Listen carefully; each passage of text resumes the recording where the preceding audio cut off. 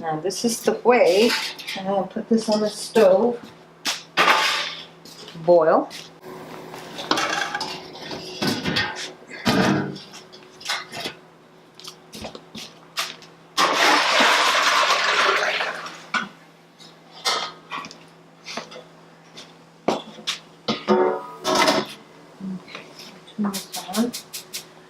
This is important. I use real salt, which is salt from Utah, and it has red.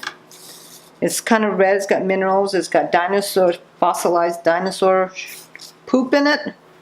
We like that. And I do 2-3 heaping tablespoons. And then I mix it really well into the cheese. What do you love most about America? The freedom. I can do this, I can say that. I preach food sedition to the kids, you know, when I used to teach after school cooking classes and nutrition. I tell them all kinds of things. I have the freedom to do that. Nobody arrested me.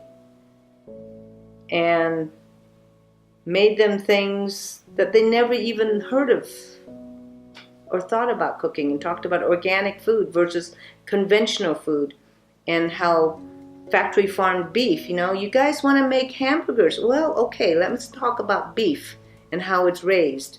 And we're going to make it from scratch. We got to make the dough. I mean, the buns. And so we milled the flour. They go, what? We have to do all this? Well, yes. If you want a hamburger, I want you to know how much work it is to make a hamburger from scratch. And we talked about where the meat was going to come from. Organic, grass-fed, grass-finished ground beef only. Don't eat that other stuff. That's going to make you sick, especially since it's government sanctioned. So these kids, I would run into them later when they're tellers at a bank, and she says, hi, do you remember me? I used to come to your cooking classes. I'm still making the spinach and the kale that you showed us how to do. We never did any sugar baking, no candies and cookies, and I don't know, people, they think that cooking classes for children consist of cookies and cakes, bonbons. Oh my God. So when I went, I always bring the kale and the spinach. So I went to the middle school and taught cooking one time only. They never asked me back.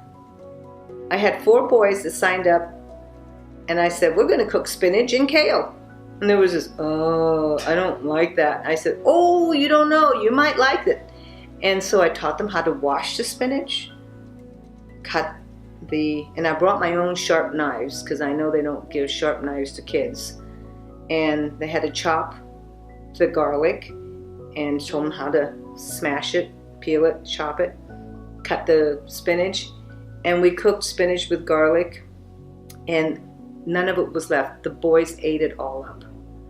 And then we made kale. And we made a kale by first putting it in a bowl of boiling water to blanch it, then took it out, and that water became tea. And I poured the tea out for them. They said, oh my God, this is so good. And they drank all this kale water. And then we chopped that up and fried it in coconut oil and garlic again. And he said, can I take this home to my mother? I want to take this tea home. Yes, let's get something for you to take it home. This little boy just was so stunned that vegetables could taste so good. You know, who knows what they eat at home? Right. Certainly not something fresh. Probably frozen spinach and stuff like that. I don't know what people eat anymore. But that made a difference. And you got to give children nutritional classes. So important. Get them started. In Taos, they had an after-school program for girls, and every Wednesday for 10 years, I taught them cooking and nutrition. And we never once made cookies. They wanted to have sushi. Oh, well, we did a whole Japanese meal, sushi. It was really great. There's a good TED talk called Know Your Microbiomes or something. And I can't remember the guy. He's a microbiologist. And he says that the only reason we're alive is because we are hosts to more bacteria than we have cells. And if we kill off these bacteria, we die. There's no need for us to be alive anymore. It's the bacteria. And the bacteria are coenzymes with enzymes. We need all of the bacteria and the enzymes to run the organs and to metabolize the cells. So, do we know that? Not much. You know, we're trying to kill bacteria. And there's a war against bacteria and i.e. then life by the government. All this regulation. You said you've been here for 4.5 years. 4.5. So with the organic vegetable farming, that's been going on. I built that thing first. Before I even unpacked, I started the orchard that winter. I arrived in October, and by November or December, I started getting fruit trees. They were bare root fruit trees or something.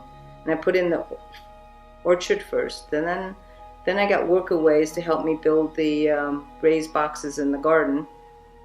And it was so funny. The workaways. One guy was stoned every single day. And I didn't know it. But I wondered why he was so slow. And then I had a Chinese guy that came, and he lasted 4 days. After I asked him to rake up leaves, put in the compost, he says, I can't find a wife. I said, no, you can't. He says, I have to go to San Francisco. I said, yes, go to San Francisco. And then another Chinese man came, and he says, in China, we do it this way. I said, well, you're not in China, so we're going to do it this way. And I don't know. I wouldn't let him dig ditches. I wanted to lay irrigation line. And so, but he was nice, you know, and I cooked Chinese food for him. He was very happy. And that's how he traveled through America, was going from one job, you know, host to another. It's a wonderful way for traveling. And he had a 6 months visa, and he would plan 6 months of either being a short order cook in Connecticut to babysitter in, you know, Iowa. I mean, he just did various jobs all over. And I think he was my last one. So I stopped Workaways in 2014. And I didn't do anything until the woofers came, and then that was 2017. I had pretty much everything under control. Under control. And your main motivation behind the gardening is obviously for your own health. Yeah.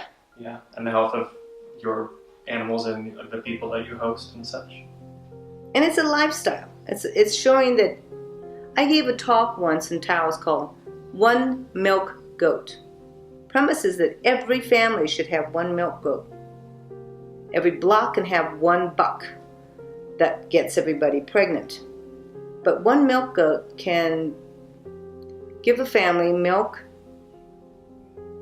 cheese, kefir, yogurt, meat, and they're not dirty. They're not dirty animals. And if you feed them organically, you will have a good source of protein and fat. And if you have a small garden, then you have your produce. It's not hard to grow your own food, no matter where you are. When I was taking care of my mother in Long Beach on the 10th floor of a condominium, I got bored and I put in a garden on her balcony. And we were eating fresh lettuce and kale and spinach from the boxes, the grow boxes, and then I bought some fruit trees, and she would go under there and oh, there's a persimmon. Where did this persimmon go? And she'd pick a persimmon on her balcony and eat it right there. And it just was, and she was just delighted. And there was nobody else doing gardens on balconies. But why not? Just grow what you can, wherever you are. They don't need a whole lot of space. Just buy organic dirt, organic seeds. Make sure it's organic. Don't ever get anything that's conventional.